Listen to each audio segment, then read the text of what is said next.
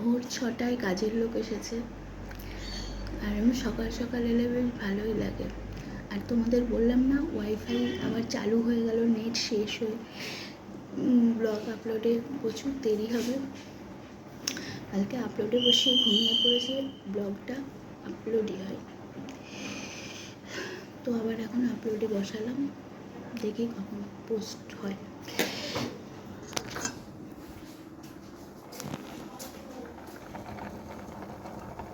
ভাত বসে গেছে, প্রেশার কুকারটা খারাপ হয়ে গেছে। ওই জন্য কালকে রাতে চাল ডাল সব ভিজিয়ে রেখে দিয়েছিলাম যাতে তাড়াতাড়ি হয়ে যায়। তো সেটাই এখন বসিয়েছি। আর আম কাটলাম, এই যে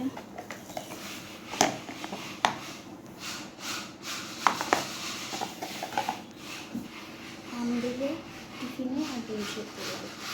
তো চলো ঝটপট কাজগুলো করে নিই। আর তোমাদের চকোগুলো, এই দেখো চকোগুলো সব লোম ছাঁচা হয়ে গেছে। আর দেখো এই টেপটিতে দেখেছো কিরম লাল হয়ে গেছে।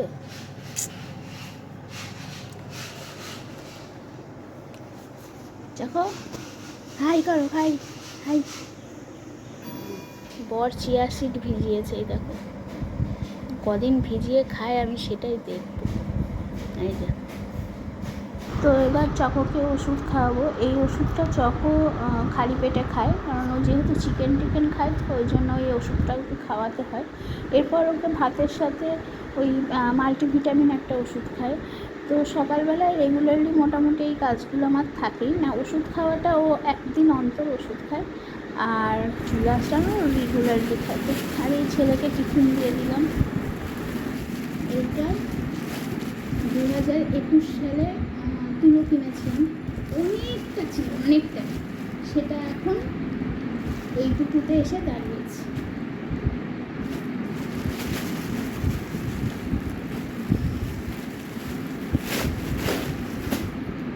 আমার কাজের লোক যখন ছিল তখনও সেম অবস্থা, এখনও আমার আছে, ছিল না তখনও সেম অবস্থা, এখন আছে তখনও সেম অবস্থা।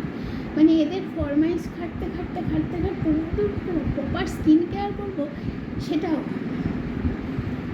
চলো স্কিন কেয়ারটা করে নিই, তারপরে।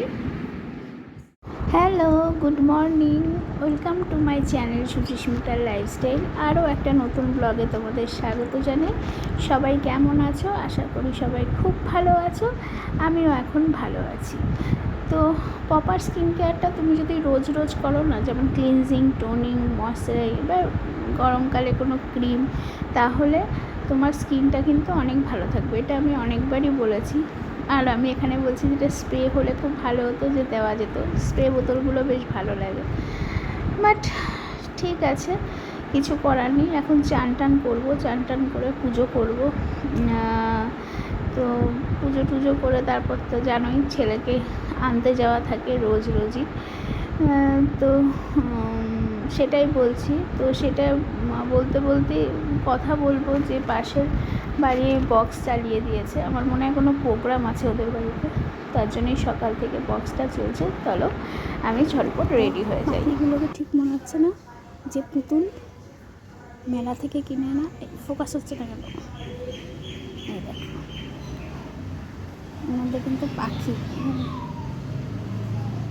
লোটা কম্বল নিয়ে চললাম, কারণ বৃষ্টি আসবে। এখন বৃষ্টি পড়ছে না, আসবে। রোজ ভাবি একটু তাড়াতাড়ি করে বেরিয়ে গিয়ে ওখানে বসবো, কিন্তু বসা হয় না, গেলেই ছেড়ে দেয়।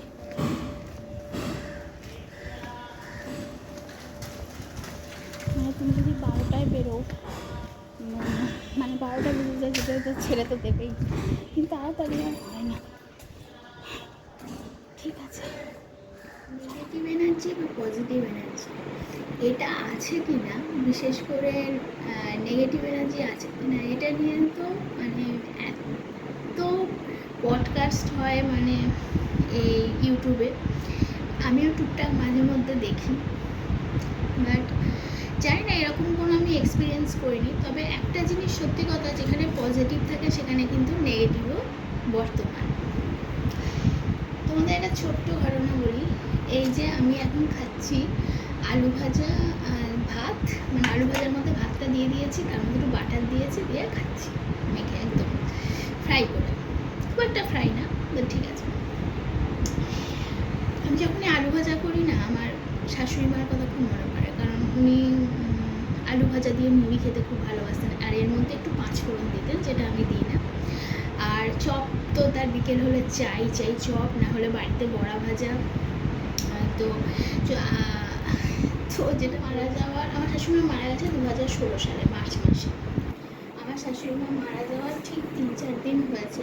তখন সব আলোচনা হচ্ছে, শান্তির কথা আলোচনা হচ্ছে, সমস্ত কিছু প্যান্ডেলের কথা।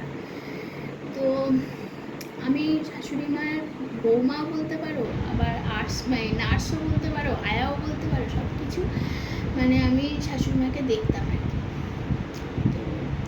তখন আমার কাজ নেই, মানে সিরিয়াসলি হঠাৎ করে আমার ব্যস্ততাটাই চলে গেল। তারপরে ধরো রান্না করা নেই, কারণ তখন আমাদের একটা আছে, আমরা ব্রাহ্মণের ইয়েতে আছে যে কেউ মারা গেলে তার বাড়িতে তারা কেউ হাঁড়ি চড়াবে না, রান্না করবে না, তার আত্মীয় স্বজন পাড়া প্রতিবেশী এসে করতে পারে। তো রান্নাও নেই, সব লোকে করছে। তো আমি আমার এই ঘরটাতে, আমি এই খাটটাতে একটু শুয়ে একটুখানি চোখটা বন্ধ করেছিলাম। মিনিট 2-3 বাদে এটা মুখ অবশ্যই স্বপ্নে ভেসে ওঠে, সেটা হলো আমার শাশুড়ি মা। আমি ভুলতে পারিনি কেন এখনও স্বপ্নটা খুব জীবন্ত। মুখটা পুরো কালো হয়ে গেছে, এরকম চওড়া করে সিঁদুর পরা, লাল পাড় সাদা শাড়ি পরা, যেটা আমি কখনো শাশুড়ি মাকে পরতে দেখিনি। সাদা লাল পাড় শাড়ি পরতে দেখেছি, কাজ করা বিভিন্ন, এটা একদম লাল পাড় সাদা শাড়ি। এত ডিটেলসে আমার মনে আছে। কিন্তু উনি আমাকে সামনে ঠিক, ধরো আমি এরকম তো এরকম পুরো স্বপ্নে বলছি, কী যে বলছে আমি কিচ্ছু বুঝতে পারি, মানে উনি কী বলতে চাইলেন এখন মনে হয়। তো ওই আমার দেখা, আর আমি না খুব ভয় পেতাম ওই ঘরটাতে ঢুকতে, যে ঘরটা ওই পাশের ঘরটা আপনাদের দেখিয়েছি, শাশুড়ি মা ছবি। আমি ভীষণ ভয় পেতাম। আমার 4 বছর সময় লেগেছে, আমি কোনো কারোর কাছে যাইনি, কারণ আমি জানতাম আমার শাশুড়ি মা আমাকে খুব ভালোবাসে। কিন্তু মৃত্যুর আগে বা মৃত্যুর পরে সত্যি জিনিসটা খুব ডিফারেন্ট। তো মাঝে মাঝে স্বপ্নে না একবার এসে খুব ভয় দেখিয়েছিল, মানে মানে খুবই ভয় দেখাচ্ছে। তো আমি পরের দিন সাহস করে তার ফটোর সামনে গিয়ে বলি যে এমনিতে আমি তো একা হয়ে গেছি, তুমি পালিয়ে গেছো, তার মধ্যে তুমি যদি ভয় দেখাও, কী ক্ষতি করেছি আমি, তোমার তো সেবা শুশ্রূষাই করেছি। তো তারপর থেকে উনি আর আমাকে কোনো রকম ভয় দেখাতেন না, অন্যদিকে করার জন্য 2-3 দিনের জন্য। তো দীঘার হোটেলে শুয়ে শুয়ে ভাবছি এরকম দুপুরবেলা, মা কোথায় গেল, মানে আমার শাশুড়ি মা কোথায় গেল, কোথায় আছে, আচ্ছা মানুষ মারা যাওয়ার পর কোথায় যায়, এসব ভাবতে ভাবতে আমি ঘুমিয়ে পড়েছি। স্বপ্নে দেখছি যে ল্যাভেন্ডার কালারের যে ফুলগুলো হয় না, ওই কালারটা আমার শাশুড়ি খুব ফেভারিট কালার ছিল, ল্যাভেন্ডার কালার। ওই প্রচুর ফুল, হ্যাঁ প্রচুর ফুল চারিদিকে, আর একটা শাড়ি পরে ঠিক শাশুড়ি মা এরম করে দাঁড়িয়ে আমার হাসছে। অ্যান্ড আমার ছেলে পেটে এলো, তখন আমি কোনো স্বপ্ন দেখিনি, তারপরেও কোনো স্বপ্ন দেখিনি।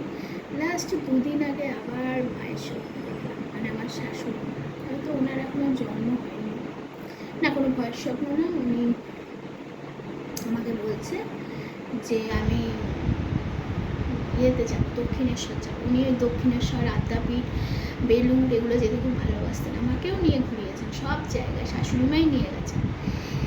তো আমি বলছি হ্যাঁ যাও, এখন তো খুব ভালো হয়েছে জানো, ফ্লাইওভার হয়ে গেছে। বলছে হ্যাঁ জানি আমি সব, আমি দক্ষিণেশ্বর ঘুরতে যাবো। তো যাই হোক, এই হলো গল্প। তো নেগেটিভ এনার্জি নয় এটা, পজিটিভও না নেগেটিভও না, এটা কি আমি জানি না। আমি কোনো দিন এরকম সামনাসামনি কিছু দেখিনি, যেন দেখতেও না পাই। তো চলো, আর পডকাস্টগুলো শুনতে আমার খুব ভালো লাগে। আর মাঝে মাঝে আমি রাত্রিবেলা ভয়ও পাই। তো অনেকক্ষণ বাদে ফিরে এলাম, মনে হলো একটু ক্যামেরাটা অন করি। ছেলে এখন বিস্কুট খাচ্ছে, আমিও খাচ্ছি, আর দুধ হচ্ছে ওইদিকে। দাঁড়াও তোমাদের দেখাই, ওই ওখানে দুধ হচ্ছে, ছেলে খাবে। দুধ জাল দিচ্ছি, কমিয়ে রেখেছি, আস্তে আস্তে হোক। আর সকাল থেকে আমার কোমরটা খুব ব্যথা করছিল, মানে এখন এক্সট্রিম ব্যথা করছে। আমি ওকে বললাম যে রাত্রিবেলা গাজরের পায়েস হয়েছে, তা পনিরের তরকারি হলে ভালো। তো আজকে যেহেতু মঙ্গলবার, বজরংবলী পুজো করেছি, প্রতি মঙ্গলবারই নিরামিষ খাওয়ার আমি চেষ্টা করি, বা হনুমান চালিশা পাঠও করি। তো অনেক দিন হয়নি, মিস্ত্রি লাগাতে হয়নি, কোথায় ঠাকুর কোথায় গিয়ে সব ছিল। তো পনির রান্না করব বলেছি, এখন ভাবছি আমি দাঁড়িয়ে রান্না করবো কী করে, কারণ প্রচণ্ড কোমরে যন্ত্রণা করছে, এত যন্ত্রণা করছে না। আমি পুরো দেখো শুয়ে এরকম শুয়ে পড়েছি, এরকম বালিশে হেলান দিয়ে শুয়ে তোমাদের সাথে কথা বলছি। না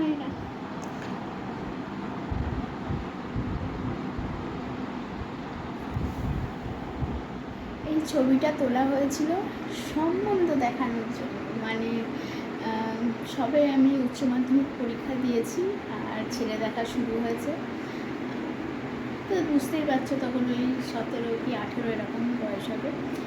আর শাড়িটা ছিল আমার কাকিমার, আর গয়নাগাটিগুলো আমারই ছিল, এখনও আছে সেসব। তো সেইটা পরে ছবি তোলা হয়েছিল, আর ছেলের বাড়িতে পাঠানো হয়েছিল, মানে পাঠানো হয়নি, তখন ছেলের বাড়ির এসেছিলো আমাদের বাড়িতে। আমি তো ভেবেছিলাম এই ছবি দেখে আমাকে রিজেক্ট করে দেবে, হি হি হি হি, বাট না, আমাকে এরকম আমি 14 জনের সামনে আমাকে সেরে গুঁড়ে বসতে হয়নি। তো আমার শ্বশুরবাড়ির লোকই আমাকে দেখতে গেছিলো, মোটামুটি কথা ফাইনাল করে আসে। আর আষাঢ় মাসে হয় পাকা কথা, আর অঘ্রাণ মাসে হয়ে যায় বিয়ে। এই হলো ব্যাপার, সেই 18 বছর বয়স থেকে সংসার, পিসিং অ্যান্ড পিসিং, পিসিং অ্যান্ড পিসিং। সাধারণত এখনকার মেয়েরা এত ছোট কম বয়সে বিয়েই করবে না। তো চলো,